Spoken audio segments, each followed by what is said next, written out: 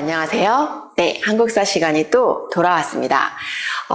여러분 지금 이제 한국사 벌써 고대의 끝자락에 왔어요. 저희가 공부한 내용을 좀 다시 한번 짚어보면요. 저희가 선사시대 문화부터 시작해서 고대 국가가 형성되어서 이 국가들이 어떻게 발전하는지를 쭉 한번 본 겁니다. 여러분이 그 흐름을 잡고서는 공부를 하시면은요. 이제 내용이 점점 많아지고 지금 살이 계속 붙고 있는데 요거를 좀 정리하면서 이해하고 외울 수 있을 거라고 생각을 합니다. 자, 이제 오늘은 고대 사회의 이제 좀 대미를 장식할 문화 파트라고 할 수 있어요. 여러분들이 이제 역사 공부를 하다 보면은 제일 힘들게 공부하는 부분이 문화 부분이거든요. 왜냐하면 여기가 좀 이제 외울 게 많다고 생각을 하더라고요. 그런데 이 문화도 사실 다 이렇게 가르쳐 주는 이유가 있기 때문에 여러분이 이해를 좀 하시면 훨씬 더 쉽게 이해도 되고 암기도 할 수 있습니다. 그래서 우리 문화 파트도 저랑 같이 한번 천천히 이해하면서 한번 해보도록 하겠습니다. 자, 저희가 보통 문화 파트를 얘기할 때는요, 크게 사상 부분하고 예술 부분을 이렇게 나눠서 보통 수업을 했어요. 근데 이제 이번에 고등학교 1학년은 좀 내용이 많이 축소가 되면서 사상 부분에 좀 더 집중되어 있어요. 교과서의 내용은. 그래서 저도 교과서의 내용에 맞추어서 사상 부분을 좀 더 자세하게 얘기를 하고 예술 부분은 예술 작품들, 문화재들 있거든요. 이런 것들은 조금 간단하게 하지만 그래도 언급은 좀 하고 그러고 넘어가도록 하겠습니다. 자, 오늘은 이제 먼저 사상 부분을 먼저 볼 건데요. 고대 사회에서의 사상은요.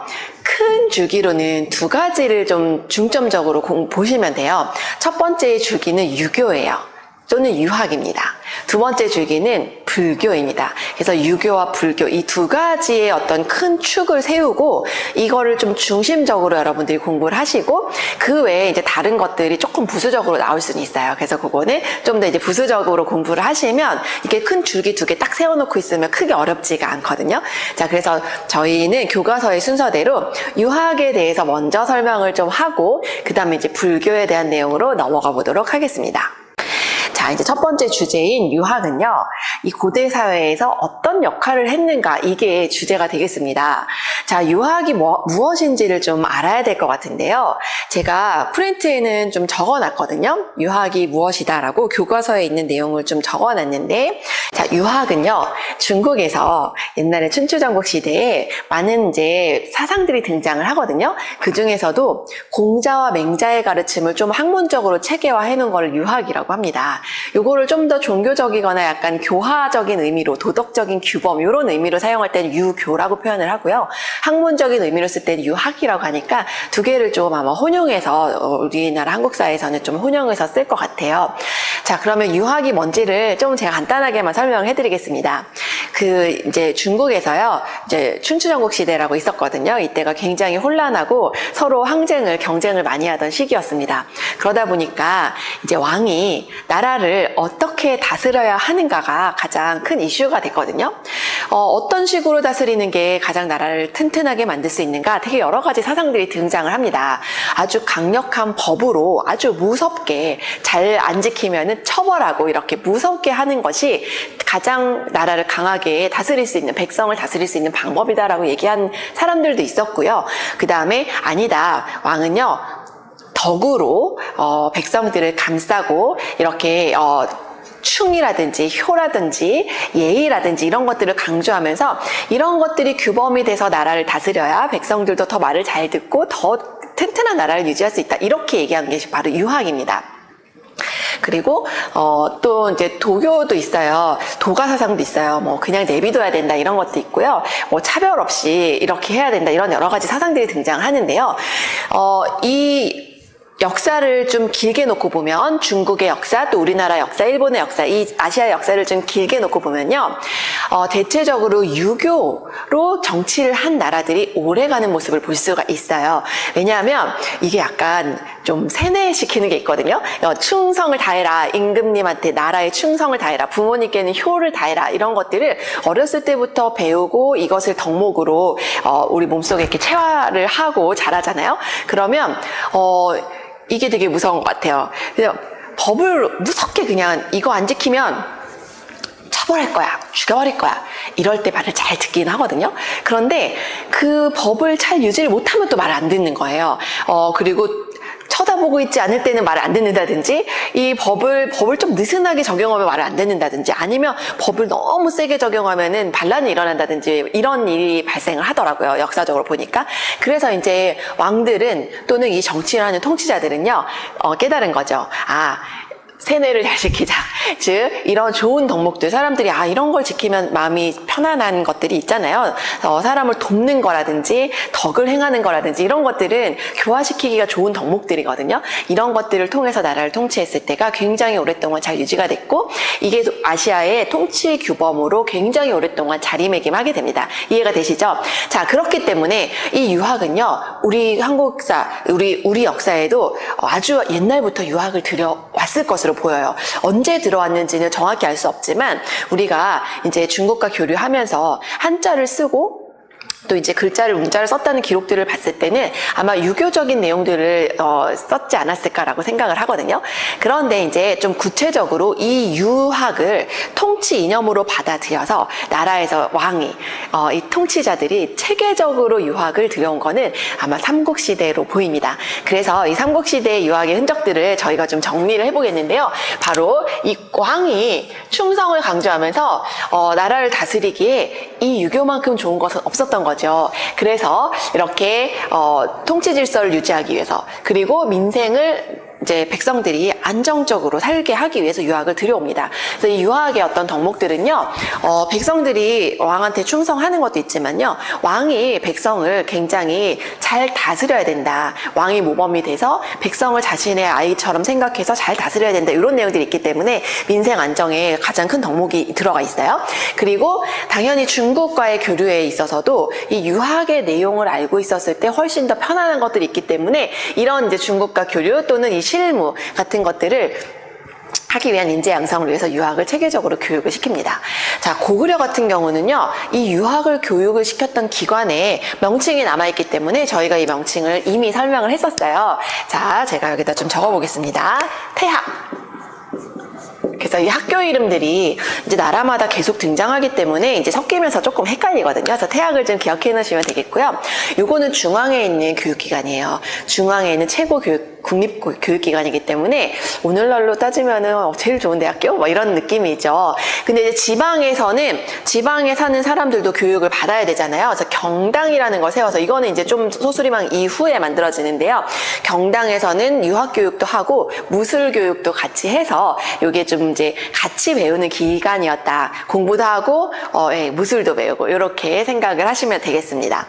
백제나 신라에는요, 교육기관에 대한 어떤 기록은 남아있지 않지만, 백제 같은 경우는 오경박사라고 해서, 이게 유교 경전이거든요. 5개의 유교 경전이기 때문에 이 오경에 능통한 박사들이 있었다는 거예요. 이 사람들이 아마 제자들을 기르고 가르치고 했을 것으로 보이거든요. 그래서 약간 학교와 비슷한 역할을 했을 것으로 보이는 어떤 그 이름들이 남아 있습니다. 그래서 유학과 관련돼 있다라고 해서 제가 좀 적어드리겠습니다.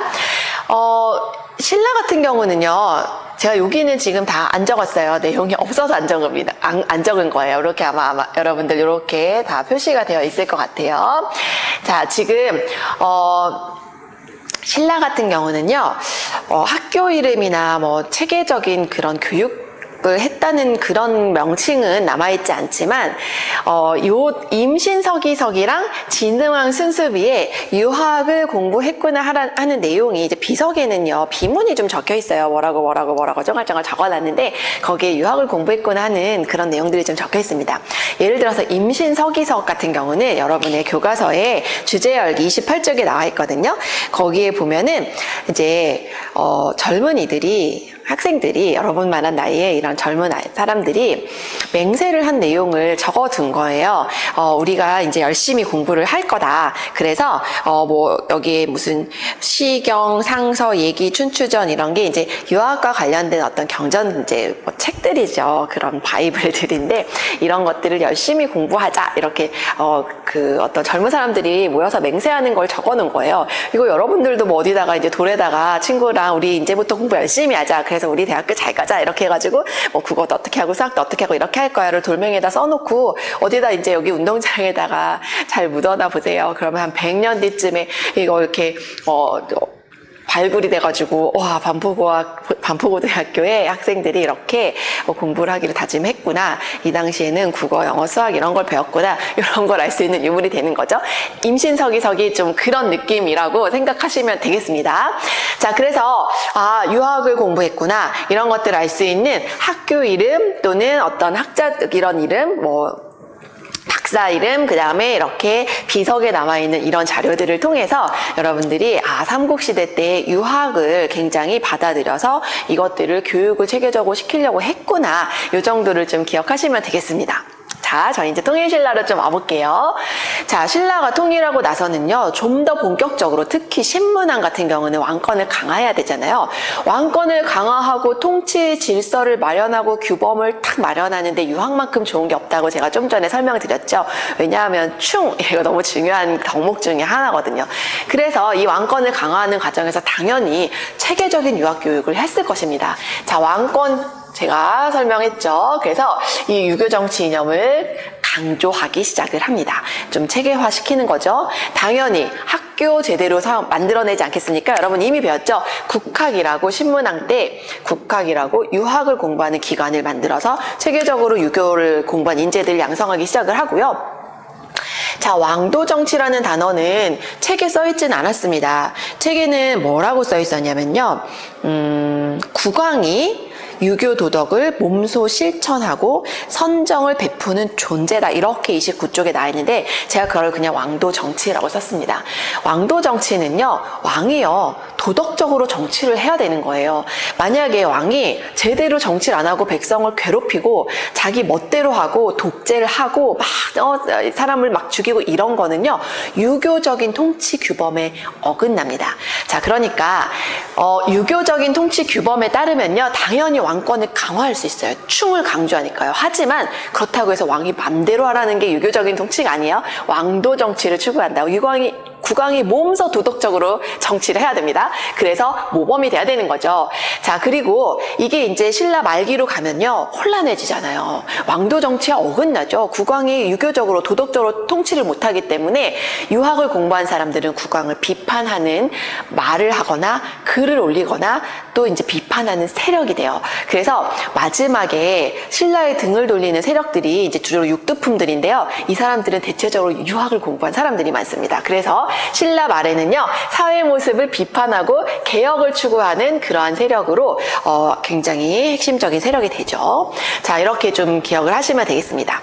자, 신라에서 이제 유학을 교육기관은 체계적으로 공부를 했기 때문에 이거를 시험을 봐서 관리로 뽑으려는 그런 움직임이 좀 있었어요. 아직 이제 과거제라고 할 수는 없었고요. 이제 이거를 독서 삼품과라는 이름으로 이제 시행을 하는데, 이 독서 삼품과의 시험의 내용은 바로 유학입니다. 유학을 얼마나 잘 공부했는지 정도를 상품으로 상중하로 매긴 거죠. 그래서 이제 시험을 봐서 점수를 매기고 이렇게 해서 관리로 유학을 잘 공부한 사람을 관리로 뽑으려는 그러한 계획이었는데요. 이게 이제 원성왕 때 좀 시행이 되려고 합니다. 그런데 이제 좀 시행을 해봤어요. 하지만 이때가 이제 신라 거의 말기로 넘어가면서 진골 귀족들의 힘이 좀 세지면서 진골 귀족들은요, 골품제에 따라서 올라가지 않습니까? 굳이 공부해서 시험 봐야지 된다는 이런 제도는요, 진골 귀족들은 반대합니다. 그래서 요거는 시험으로 관리를 채용하려고 했지만 실패합니다. 이게 계속 진행이 되지 않아요. 그래서 아직은 신라 시대는 과거라든지 시험을 통해서 관리가 됐다라고 보기는 좀 어렵고, 그렇지만 이런 것들을 좀 시행했었다라는 거 한번 기억해 주시면 될 것 같습니다. 자, 주로 육두품들이 바로 공부를 많이 해요. 이런 사람들은요, 유학 공부를 좀 많이 하고 특히 국학에서 신문왕이 좀 많이 이렇게 키워내거든요.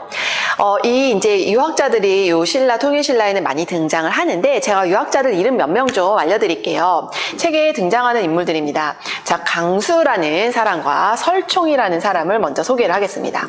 자, 강수라는 사람은요, 이 태종 무열왕 때 이미 좀 굉장히 총애를 받았어요.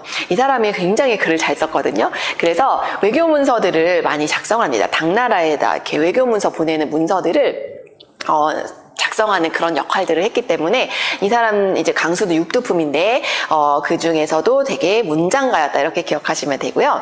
자, 설총이라는 사람은 원효대사의 아들입니다. 제가 원효대사를 불교에서 설명할 건데 스님이지만 아들이 있었어요. 그래서 이 설총은 굉장히 공부를 많이 했고 그리고 더 이제 책도 쓰고 뭐 여러 가지 일들을 했는데 그 중에서 이두라는 거를 정리했다라고 좀 기억을 해주십시오. 이두는요 한자를 갖다가 우리나라 말식으로 발음 나는 대로 표기를 한 거예요. 우리나라 그때 글자가 한글이 없었기 때문에 한자를 쓰는데 그거를 우리나라 발음처럼 나게 쓰는 게 이두라는 건데 이두를 만들었다기보다는 이미 이두를 사용하고 있었는데 그거를 좀 설명을 이렇게 붙여갖고 이건 이렇게 하는 겁니다. 쉽게 좀 설명해 놓은 게 해설서 같은 거죠. 이런 게 이두를 정리했다라고 좀 기억하시면 되겠습니다. 자, 그 중에서 여러분이 꼭 기억하셔야 될 사람은 바로 최치원이라는 사람입니다. 자, 이 최치원이라는 사람은요 엄청나게 똑똑했던 것 같아요. 그래서 이 육두품 출신이거든요. 육두품 출신들이요 당나라로 유학을 많이 가요. 왜냐하면 신라에서 있어봤자 열심히 해도 별로 이렇게 별 볼 일이 없어요. 육두품은 이렇게 높은 자리를 못 올라가기 때문에. 뭐 때문에 그렇죠? 예, 골품제 한계 때문에 그렇습니다. 그리고 이때는 국가에서 아주 돈을 전액 장학금을 주고 유학도 많이 보내기도 했어요. 그래서 이제 당나라로 유학을 가서 공부를 하다가 거기에 과거에 급제를 해가지고 굉장히 이렇게 벼슬까지 하게 됩니다. 되게 좋은 성적으로 급제를 했거든요. 굉장히 어린 나이에. 그래서 거기서 벼슬도 하고 뭐 엄청나게 멋있는 글들도 많이 쓰고 책도 많이 쓰고 굉장히 오늘날로 따지면 정말 굉장히 공부를 잘한 사람 중에 하나입니다. 그런데 이제 신라가 너무 혼란해지니까 이 진성 여왕한테 건의를 해요. 개혁안을. 신라 이렇게 가면 망합니다. 뭐뭐뭐뭐를 개혁해야 합니다. 개혁안을 10개를 좀 제시하는데 제가 시무 10조다 이렇게 지난 시간에 좀 적어드렸어요. 이것들을 건의를 해서 처음에는 받아들였지만 진골귀족들의 반대로 이것들이 실행이 되지 않습니다. 그래서 결국 최치원은요 신라에서는 뭔가를 할 수 없겠다라고 생각을 하고 경주를 떠나기도 하는데요. 이게 이제 신라 말기의 모습이 되겠죠. 자, 이렇게 신라 말기에는 사회를 비판하거나 개혁을 하거나 이러한 역할들을 이 유학자들이 해주었다. 이렇게 생각하시면 되겠습니다. 발해 넘어가서 간단하게 좀 정리하겠습니다. 자, 발해는요, 우리가 기록이 아주 많지가 않습니다. 하지만 발해의 여러 가지 모습들을 봤을 때 유교, 유학을 강조했던 걸 알 수가 있어요. 예를 들면, 일단 주자감이라는 교육기관이 있었거든요. 이거는 유학을 공부했던 국학과 비슷한 교육기관이에요. 국립교육기관으로서 유학을 공부했던 최고 교육기관이었죠. 그 다음에 제가 지난 시간에 발해에 육부의 명칭을 좀 알려드렸어요. 보통은 육부는 이호, 예병, 현공 이런 명칭을 쓰는데 발해 같은 경우는 충, 인, 이, 예, 지, 신 이렇게 그 유학에서 중요하게 생각하는 덕목으로 육부의 명칭을 만들었기 때문에 유교가 이미 들어와서 굉장히 통치 이념으로 자리 잡았구나 요거를 알 수가 있다는 거죠. 그리고 실제로 이제 발해에서도 당나라로 유학을 많이 가요. 신라도 마찬가지지만 신라의 유학생만 있었던 게 아니라 당나라의 유학생도 많았거든요. 그래서 이 외국인을 대상으로 하는 이 빈공과라는 과거 시험에 급제한 발해의 유학생들도 많이 있었다라는 걸로 봤을 때 이미 유학이 발전했겠구나 이렇게 좀 기억해 주시면 되겠습니다. 유학 어렵지 않습니다. 아직까지 굉장히 복잡하게 전개되진 않거든요. 유학보다는 이제 불교가 조금 더 복잡해요. 이 통일 신라는요, 이 남북국 시대는요. 그래서 유학은 요 정도, 요 표현에 있는 내용 그리고 조금 어려운 단어들만 기억해 주시면서 요 정도 이해하시면 될 것 같습니다. 자, 이제 저희가 다시 제가 요 판을 좀 지우고 불교를 좀 다시 한번 정리해 보도록 할게요. 자, 여러분 제가 천신신앙이라는 그 챕터가 교과서에 등장을 했습니다. 이거는 기존의 책들에선 등장하지 않았던 개념인데 2015 개정 교육과정에서 처음 등장한 개념인 것 같아요. 하지만 어려운 내용은 아닙니다. 이미 여러분 알고 계세요.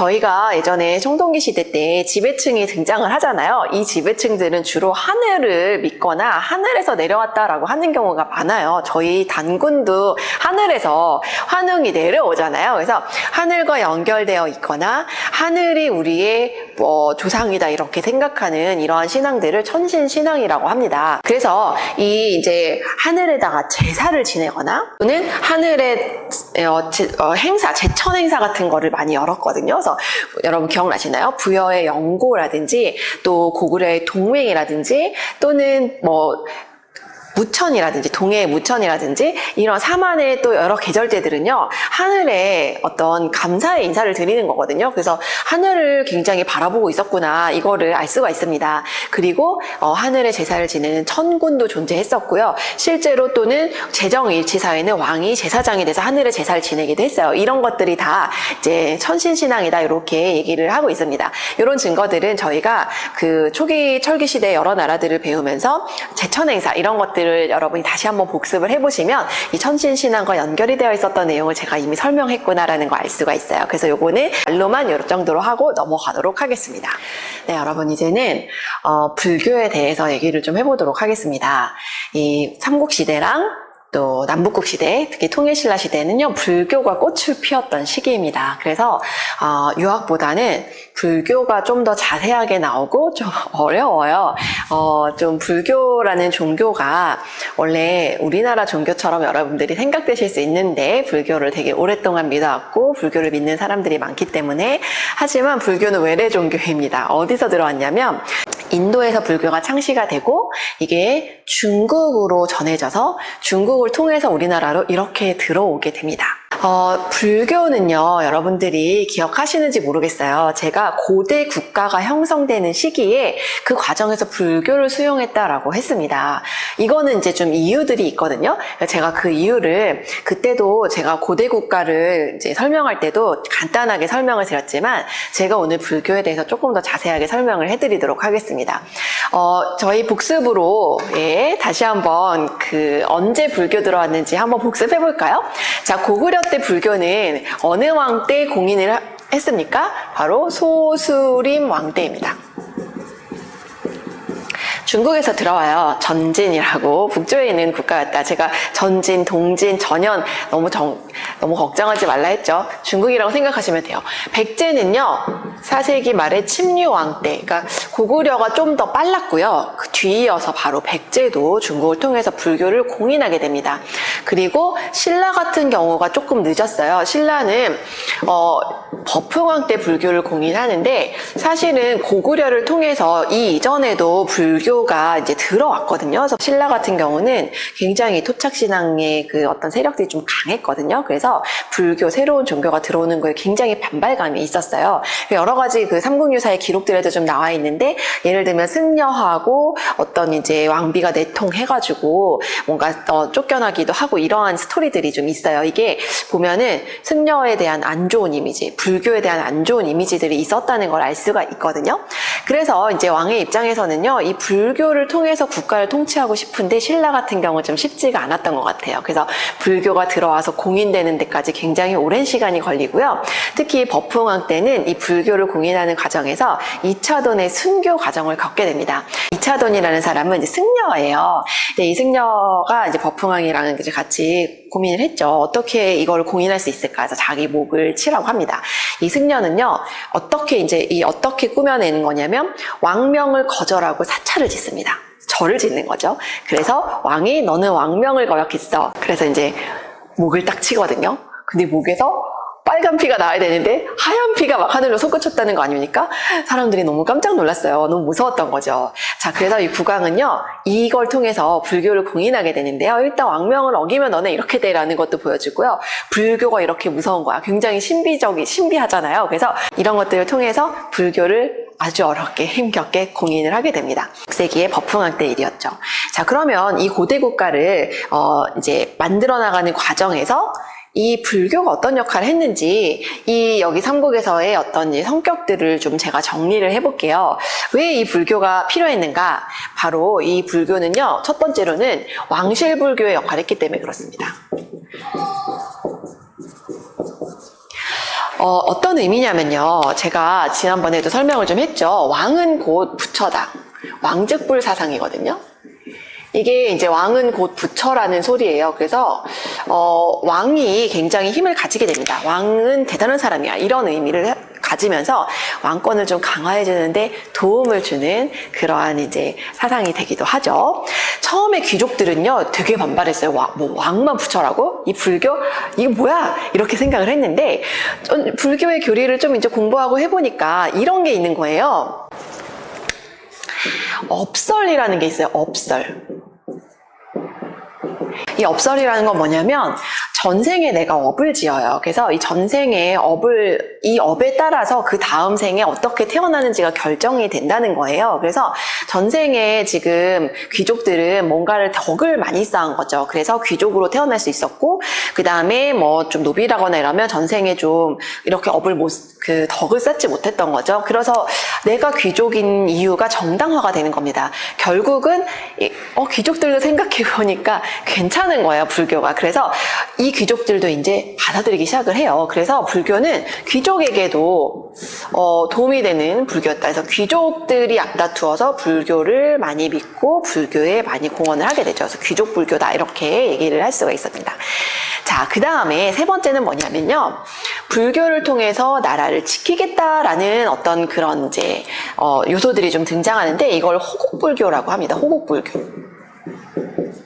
호국불교는 부처님의 힘을 빌어서 우리나라를 튼튼하게 지키고 싶다. 어떤 그런 마음을 담아서 뭔가를 많이 만들어요. 예를 들면 탑을 만들었는데 예를 들면 이런 거예요. 황룡사라는 절에 있는 9층 목탑 같은 경우가 대표적인 예입니다. 황룡사는 절 이름이에요. 이 절은 진흥왕 때 만들어졌는데요. 이후에 선덕여왕 때 이 9층 목탑을 짓습니다. 지금 여러분 제가 이렇게 좀 띄워놨는데요. 이 9층 목탑은 목탑이라서 지금은 남아있지가 않아요. 이게 몽골의 침입 때 다 불타 없어졌거든요. 지금은 이제 터만 남아있는데 복원한 모습이거든요. 한 층 한 층 쌓을 때마다 주변에 이 나라를 막아주세요. 그 다음 층 쌓으면서 주변에 이 나라의 침입을 막아주세요. 이 나라의 침입을 막아주세요. 이렇게 주변 국가로부터 이렇게 우리를 보호해주세요. 이런 염원을 담아서 만드는 거거든요. 그러니까 나라를 지키고자 하는 마음이 이제 들어간 거죠. 그 다음에 또 가문사. 책에 안 나올 것 같아요. 예, 문무대왕릉. 이 좀 유명한데요. 자, 문무왕은 삼국 통일을 완성한 왕입니다. 이 삼국 통일을 완성한 문무왕은요, 죽으면서도 뭐라고 얘기했냐면, 나를 화장해서 동해바다에 뿌리라 했어요. 그러면 내가 용이 되어서, 이 나라를, 신라를 지키겠다라고 했거든요. 그래서 이제 이 문무왕의 아들이 신문왕이에요. 계속 나왔던 그 신문왕입니다. 이 신문왕은요, 이 아버님의 은혜에 너무 감사하면서 절을 지었는데 그게 가문사예요. 그래서 가문사에 가면은 동해바다가 보이는 그 위치에 가문사가 위치하고 있고요. 거기에 이제 문무대왕 릉이 있어요. 그래서 가문사는 그 동해바다가 보이는 곳에 그렇게 이제 지어져 있거든요. 이것도 나라를 지키겠다. 특히 신라는 동해 쪽에서 외구의 침입이 좀 있었거든요. 그러니까 이런 것들을 막아내겠다라는 어떤 의지 같은 거, 이런 것들이 다 호국 불교의 특징이다라고 여러분이 기억해 주시면 되겠습니다. 이해되시죠? 자, 지금 불교는요, 사실 이 토착신앙 간의 갈등으로 좀 공인하기가 어려웠던 면이 있어요. 특히 신라 같은 경우 심했잖아요. 그래서 우리나라의 이 불교는요, 이거를 좀 잘 균형을 이룹니다. 민간신앙을요, 좀 받아들였어요. 민간신앙을 받아들였다. 특징이 있어요. 이게 이제 원래 불교와 상관없는 그러한 것들이 이 절에 있어요. 예를 들면 요즘에도 그 절에 가보시면요, 사찰에 가보면은요, 좀 뒤쪽에 대웅전이나 이런 게 있는데 그 뒤쪽에 보면은 뭐 칠성각 이런 게 있거든요. 뭐 이름 모르셔도 됩니다. 거기는 무슨 불교적인 데가 아니에요. 어디 무슨 다른 이제 그 신앙 뭐 이렇게 비는 거 있어요. 뭐 삼신할머니한테 빌거나 뭐 이런 다른 신들한테 비는 그런 장소가 있거든요. 그런 거는 굉장히 우리나라 원래 그 민간신앙 있잖아요. 토착신앙 같은 요소들을 좀 이제 받아들여서 우리나라 불교는 그것도 같이 같이 좀 융합해가지고 이렇게 발전을 합니다. 이제 많이 좀 약해지긴 해요. 후대로 갈수록 그 민간 신앙은 좀 약해지지만 그래도 민간 신앙을 흡수했다라는 게 불교가 그래도 우리나라에 뿌리 내릴 수 있었던 그런 이유가 되겠죠. 자, 이게 지금 성격이 조금 어렵잖아요. 불교가 어떤 역할을 했는지, 어떤 특징을 갖고 있었는지를 좀 일단 기억해 주시고요. 진짜 불교의 발전은요, 바로 통일신라 시대라고 생각하시면 됩니다. 통일신라, 여기 통일신라인데, 이 통일신라에서는 불교가 꽃을 피게 되고요. 어마어마한 불교의 문화가 발전하게 될 거예요. 제가 문화재는 좀 따로 이따가 사진 보여드리고요. 불교 자체만 놓고는 얘기를 좀 할 거예요. 불교가요. 어려운 종교입니다. 되게 고등 사상이에요. 저도 잘 몰라요. 불교도 그렇고요. 이제 유학이 발전한 성리학도 그렇고요. 뭐 기독교도 그렇고요. 이런 게 굉장히 철학적으로 깊이가 있는 사상들이기 때문에 요거를 여러분들이 한국사 시간에 깊이 있게 이해하는 거는 좀 어렵습니다. 하지만 이제 책에 나온 수준 정도로 좀 알아야 되기 때문에 제가 여기에 어떤 식으로 깊이 있게 좀 들어가는지, 누가 이거를 깊이 있게 만들었는지를 좀 설명을 하려고 해요. 좀 어려울 것 같으니까 잘 좀 따라오세요. 자, 통일신라 시대에 되면요. 이 두 사람이 많이 그 불교를 좀 발전시키는데요. 한 명은 원효고요. 한 명은 의상입니다. 이 두 명 기억하셔야 될 것 같아요. 이 둘이 어떤 일을 했는지, 이 통일신라의 불교를 어느 쪽으로 발전시켰는지를 보시면 돼요. 얘기했죠? 깊이가 있어진다고요. 그러나 대중화가 됩니다. 이게 좀 신기하죠? 사상의 깊이는 있어서 어려워졌어요. 불교가 제대로 공부가 되는 거죠. 불교를 제대로 공부한 거예요. 근데 이거를 또 일반인들이 알기 쉽게 또 대중화를 시켰다는 거거든요. 이 두 가지가 같이 이루어지는데 어떤 과정을 통해서 이루어지는지 제가 이 두 사람의 얘기를 통해서 좀 알려드리겠습니다. 네, 이 두 사람은요. 절친인 거 아시나요? 이 둘은 되게 절친이었는데 이 절친인 둘이 유학길에 떠나게 됩니다. 불교를 공부하러요. 당나라로 가서 불교를 좀 제대로 공부하고 싶었어요. 그래서 이제 둘이 떠나게 되는데 이제 밤이 깊어져서 동굴을 찾아서 들어가서 좀 한숨 자고 가려고 한 거예요. 밤을 지새우고 가려고 했는데 둘이서 자다가 원효가 목이 말랐던 거예요. 밤에. 그래서 이렇게 좀 어둠을 되치고 이렇게 찾아보니까 이게 물이 있는 거예요. 바가지가 있고. 그래서 그 바가지에 있는 물을 훅훅 마셨죠. 너무 목이 말랐기 때문에 너무 시원하고 너무 맛있었단 말이에요. 그래서 잘 마시고 잤는데 아침에 일어나서 딱 보니까 그게 바가지가 아니라 해골이었죠. 그리고 그 물은 그 골수가 썩은 물이었던 거예요. 갑자기 구역질이 나는 겁니다. 막 토하고 난리가 난 거예요. 원효가요. 저희 같았으면 그 상황을 저희가 당했으면 어땠겠습니까? 정말 짜증이 났겠죠. 내가 저걸 먹었다니 이렇게 난리가 났을 텐데요. 원효는요. 그 순간 깨달음을 얻은 거예요. 아니 같은 물을 내가 분명히 마셨는데 어제는 그렇게 맛있었는데 오늘은 왜 이게 정말 토악질이 나느냐. 물은 똑같아요. 상황은 전혀 변하지가 않았는데 뭐만 변했냐면 내 마음만 변한 거예요. 어제는 그게 맛있는 물인 줄 알았던 거고 오늘은 이게 골수 썩은 물인 줄 알았던 거죠. 그러니까 내 마음이 바뀌어서 이게 맛있었다가 구역질이 나는 거잖아요. 그러니까 상황은 똑같은데 내 마음에 따라서 모든 게 결정된다라고 깨달음을 얻고 의상한테 난 유학을 가지 않겠다. 유학 가서 공부하는 게 의미가 없다. 이 깨달은 거예요. 그래서 나는 다시 돌아가겠다고 돌아옵니다. 그래가지고 얘기한 게 뭡니까? 일심사상입니다. 모든 것은 다 마음에 있다. 한일 마음심자거든요. 제가 한자는 많이 쓰지 않아요. 그냥 일심사상. 모든 것은 마음에 있다. 적어드릴까요? 네. 모든 것은 마음에 달렸다. 이렇게 좀 정리를 하시면 될 것 같아요.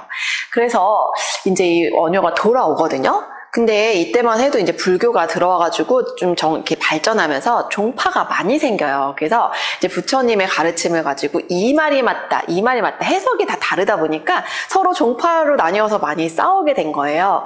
그래서 이제 원효는 이 일심사상의 연장선에서 화쟁이라는 얘기를 합니다. 서로 화합해서 싸우지 말자. 모든 것은 다 하나로 통하니까. 모든 것은 다 마음에 달렸으니까 그렇게 이게 맞다 저게 맞다 싸울 필요가 없다. 그래서 종파 간 대통합을 시도합니다. 그래서 이 화쟁 사상은요, 화쟁 사상은 종파를 통합하려는 그러한 사상이다. 어렵지 않습니까? 예, 제가 이렇게 설명 좀 적어드릴게요. 원효가 했던 걸 기억해야 돼요. 일심사상, 화쟁사상. 예. 그 다음에 이제 아미타 신앙이에요. 자, 불교에서는요, 부처님이 되게 많아요. 누구나 이제 부처가 될 수 있다는 건데요.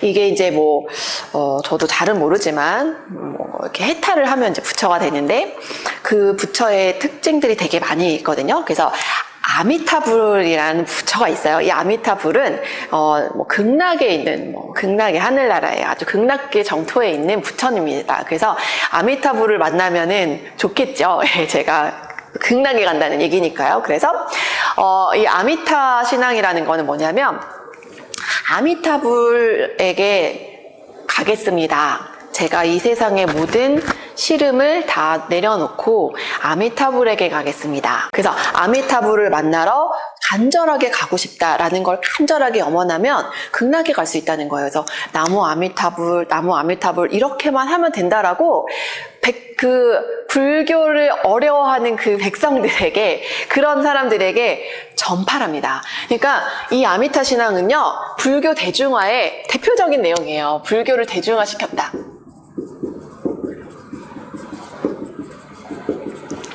이 원효 같은 경우는요, 본인은 공부를 되게 많이 했어요.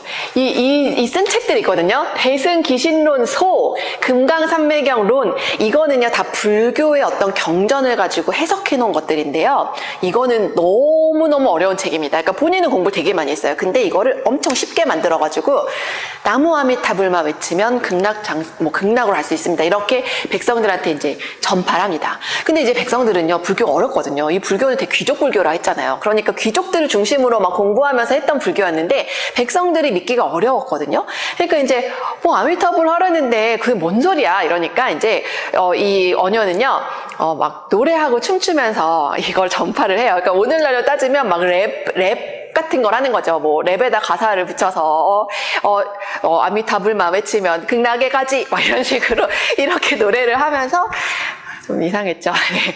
그러면서 이제 막 전파를 했어요. 그래서 불교의 대중화에 가장 큰 공헌을 세웠다. 그래서 원효가 시험에 나오면요, 불교 대중화가 같이 나오는 경우가 많아요. 그래서 이걸 좀 기억을 해주시면 좋을 것 같아요. 조금 더 디테일하게 들어가면 일심사상, 화쟁사상, 아미타 신앙을 좀 같이 기억하시고 책 이름을 쓰라고는 안 하겠죠. 하지만 이 책 이름을 봤을 때는 이게 원효 거구나 정도 알 수 있으면 좋겠습니다. 어려운 책이다 이렇게 기억하시면 될 것 같아요. 자, 이 의상은요, 유학 갔다 와요. 진골귀족이죠. 엘리트 중에 엘리트, 그 다음 유학까지 갔다 와서 아주 공부 많이 했어요. 그래서 이 의상의 또 사상은 더 어려워요. 원효보다 더 어렵습니다. 화엄사상. 네, 이거는 원래 화엄종이라는 게 불교의 어떤 교리 중에 있어요. 그 어떤 파 중에 하나가 이제 화엄종이라는 파가 있는데, 그거를 이제 중국에서 당나라에서 공부를 해서 아주 체계화 시켰다라고 생각하시면 됩니다. 이 화엄 일승법궤도라는 거 써서, 그러니까 화엄 기억하실 수 있을 것 같아요. 그러니까 오히려 여기가 좀 원효대사가 쓴 책이 어렵지, 의상은 화엄 사상만 기억하시면 될 것 같지 않습니까? 자, 의상이 한 말 중에 되게 유명한 말이요. 하나는 일 즉 다. 다 즉 일. 하나는 모두고 모두는 하나다 이렇게 얘기를 하거든요. 그래서 이게 되게 왕권을 좀 강화하는 데 도움을 주는 사상입니다. 하나는 여럿이고 여럿은 다 하나를 모셔야 된다 이런 내용이 돼서 왕이 좀 좋아해요. 이거는 굉장히 좀 귀족 불교나 왕권을 강화하는 데 도움이 되는 사상들이에요. 화엄 사상 같은 경우는. 자, 그 다음에 이제 관음 신앙이 또 여러분이 기억하셔야 되는데, 이 관음보살이라고 있어요. 원래는 이제 부처가 되기 전에가 보살인데, 이 관음보살은요, 부처가 되지 않습니다. 왜냐하면 이 지금 세상에서 힘들어하는 사람들이 너무 이제 그 사람들 다 구제하기 전까지 내가 부처가 되지 않겠다 해요. 그래서 이제 이 관음보살은 이 중생들을 아미타 부처한테 이렇게 데려다주는 그런 역할을 하는 그런 보살이라고 합니다. 그래서 여러분이 이제 불교가 아니어도 이 말을 들어보셨을 거예요. 나무 아미타불, 관세음보살. 이게 여기다 붙인 거예요. 이제 이게 지금 의상이 붙인 거죠. 이게 지금 불교의 대중화. 그러니까 불교의 대중화를 처음 시도해가지고 이렇게 탁 만든 건 원효인데요. 이 의상도 이 관음 신앙을 통해서 불교를 좀 더 쉽게 전파하기 하도록 그걸 덧붙였어요. 그래서 이것만 하면 돼. 연불만 잘하면 극락에 갈 수 있어 라고 백성들에게 전하니까 쉬워진 거죠. 불교를 믿는 게 어렵지가 않은 거예요. 그러면서 불교가 점점 우리나라의 어떤 신앙으로서, 학문으로서도 발전했지만 신앙으로서도 점점 퍼져나가기 시작을 한다. 이렇게 좀 기억하시면 될 것 같아요.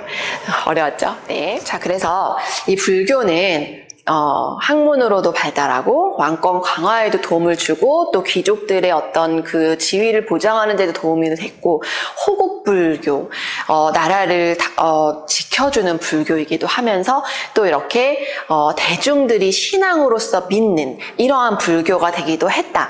그래서 이 불교와 관련된 찬란한 문화재를 꽃피우게 되는데요. 특히 통일신라에서는 여러 가지 문화재가 등장을 하거든요. 문화 파트가 따로 없으니까 제가 몇 개 지금 그림으로 띄워드릴게요. 요거는 지금 불국사라는 거예요. 어떤 극락세계를 염원하면서 이렇게 생겼지 않을까, 그런 것도 염원해서 만들어 놓은 이 불국사. 그 다음에 불국사 안에 있는 탑들, 석가탑과 다보탑, 여러분들 기억하시고 이런 탑들이 있었다는 거. 그 다음에 또 석굴암, 이런 것들을 이제 불상을 보존하는 이런 석굴암들이 제작되기도 했다. 이런 것들은 지금 굉장히 우리나라의 이제 국보급 문화재죠. 네, 이걸 좀 봐주시면 좋겠습니다. 네, 이제 불교가 이렇게 발전했고요. 이게 굉장히 신라 중대에 굉장히 발전하게 되거든요.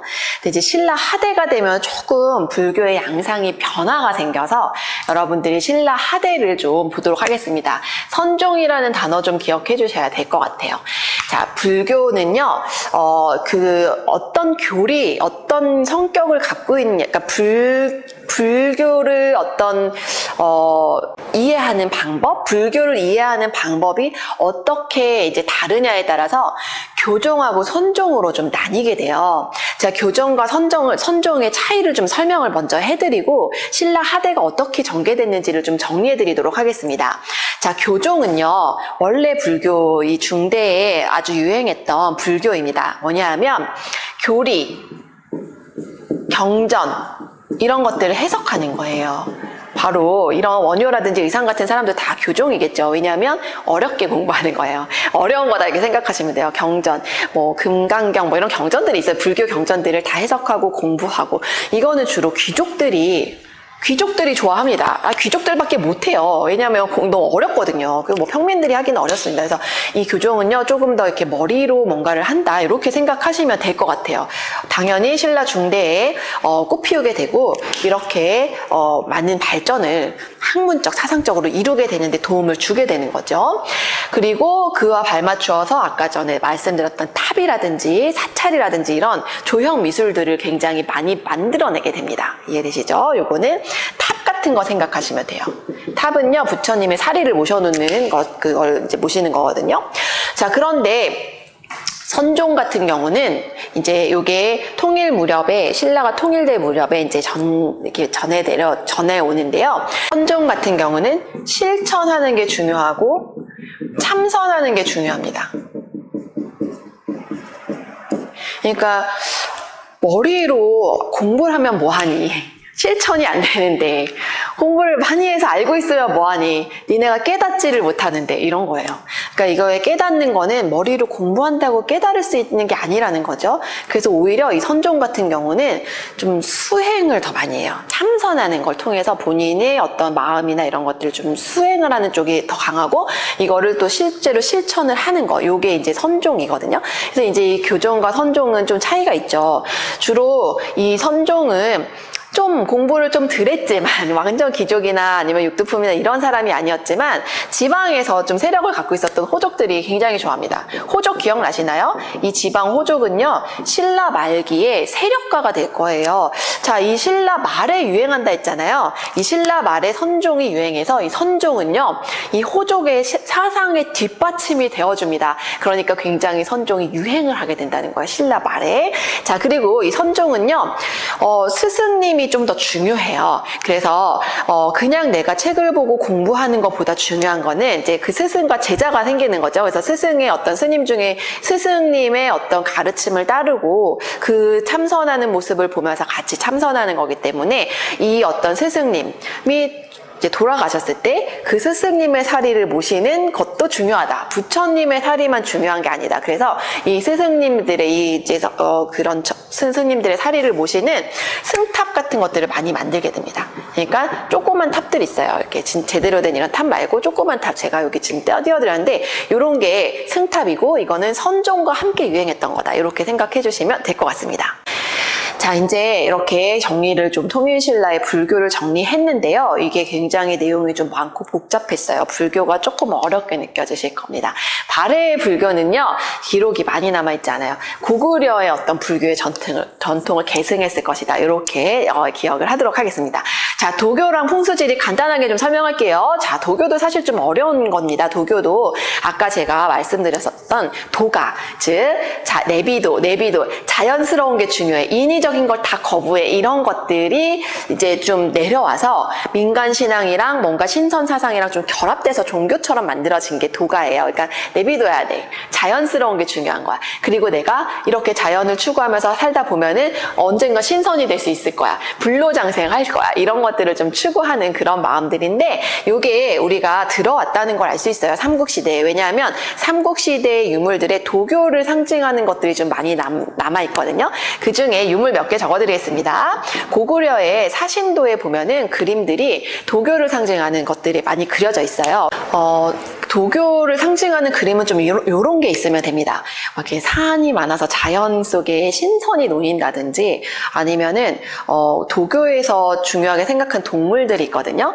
뭐 현무, 주작, 뭐 또는 청룡, 백호, 자청룡, 우백호, 남주작, 북현모, 요게 다 도교에서 나오는 동물들이고요. 방해신이라고 하거든요. 사방해신. 그 다음에 또 봉황이 나온다든지, 도교에서 강조하는 동물이라든지 어떤 그 자연의 모습들이 등장하면 이거는 도교와 관련된 유물로 보는데요. 이 고구려의 사신도에는 그 그림이 그려져 있어요. 자청룡, 우백호, 현무, 주작 이런 것들이 그려져 있고, 백제의 산수문이 벽돌이 있어요. 이 산수무늬 벽돌이 보면은 그런 산과 이런 물, 이런 어떤 자연의 그런 모습들이 그려져 있고, 그 다음에 금동 대향로라고 있습니다. 이거 굉장히 유명한 거죠. 지금 제가 그림 하나 띄워드릴게요. 이 그림은 백제의 유물로 뭐 맨날 시험에 나오는 거예요. 너무 예쁘지 않습니까? 이거 너무 예쁜 것 같아요. 이게요, 진흙에 묻혀가지고 있다가 저희가 뭔가 다른 걸 공사하다가 발굴했는데 이게 진흙 속에 묻혀져 있어가지고 하나도 녹슬지 않고 잘 보존이 돼 있었거든요. 그래서 여기 지금 보면은 그림 막 되게 자세히 보잖아요. 그러면 엄청 산이랑 물이랑 이런 신선들이 논이는 모습이 이런 게 엄청 잘 그려져 있어요. 그래서 이것도 도교와 관련된 유물이다. 이렇게 좀 기억해 주시면 되겠습니다. 도교가 삼국시대에 들어와서 그래도 굉장히 이런 작품들이 많이 표현됐구나. 이렇게 기억해 주시면 될 것 같아요. 도교는요, 앞으로 좀 다른 쓰임들이 많이 가끔씩 나오는데요. 그때 설명하도록 하겠습니다. 자, 풍수지리가 뭐냐. 자, 풍수지리는 통일신라 말기에 들어옵니다. 우리가 배산임수라는 표현 제가 쓴 적이 있는데요. 요런 게 풍수지리의 대표적인 명당짤이에요. 물론 예전에 배산임수라는 표현은요, 풍수지리랑 상관이 없다 했어요. 풍수지리는 통일신라 말기에 이제 들어오는 사상인데 어떤 지형을 보고 땅이나 물이나 산이나 이런 생김새, 지형을 보고 여기가 길지인지 아닌지, 여기에다 묘자리를 써야 되는지 아닌지, 도읍을 여기다 정해야 되는지 아닌지 이런 것들을 결정하는 어떤 이론이거든요. 뭐 여러 가지의 방법을 통해서 이런 것들을 체계화시켰는데요. 이 통일신라 말기에 들어온 풍수지리는요, 선종과 함께 지방 호족들의 사상적 기반이 됩니다. 요거를 기억해 주셔야 될 것 같아요. 왜냐하면 제가 여기 지금 호족의 사상적인 기반이 되는 걸 빨간색으로 다시 좀 칠해보겠습니다. 여기 선종이죠. 선종. 자, 이런 것들은요, 왜 기반이 되느냐. 풍수지리 같은 경우는 인제 금성의 기운이 다했다라고 얘기를 해요. 그리고 지방의 중요성이 이 지역이 새롭게 떠오르는 지역이다라고 얘기하는데 특히 송악이 길지다. 이곳에서 왕이 나올 거다. 이런 얘기들이 나오거든요. 그거는 우리 송악을 기반으로 했던 왕건 기억하시나요? 고려를 세웠던 왕건이라고 있어요. 이제 고려를 세울 건데요. 송악이 지금 개성인데 거기서 등장을 하거든요. 이 송악 길지설 같은 거는 대표적으로 이 왕건과 같은 호족의 사상적 기반이 됩니다. 이게 이제 제가 다음 시간에 고려해서 다시 좀 얘기를 뭐 간단하게 더 언급해 드릴게요. 그래서 이렇게 지금 사상적으로 불교, 도교, 풍수지리를 여러분들이 좀 이렇게 정리하시면 될 것 같아요. 오늘도 굉장히 많은 내용을 했어요.